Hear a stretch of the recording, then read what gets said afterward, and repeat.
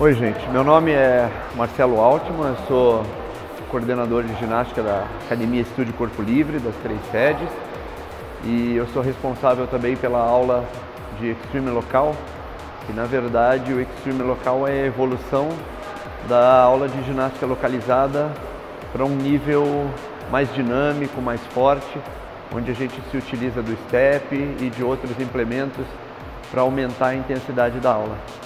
É uma aula que vale a pena conhecer porque ela é uma aula de alto gasto calórico e de grande trabalho, principalmente para membros superiores, membros inferiores, glúteos, abdômen, onde o trabalho é muito forte nessas regiões e com grandes resultados também.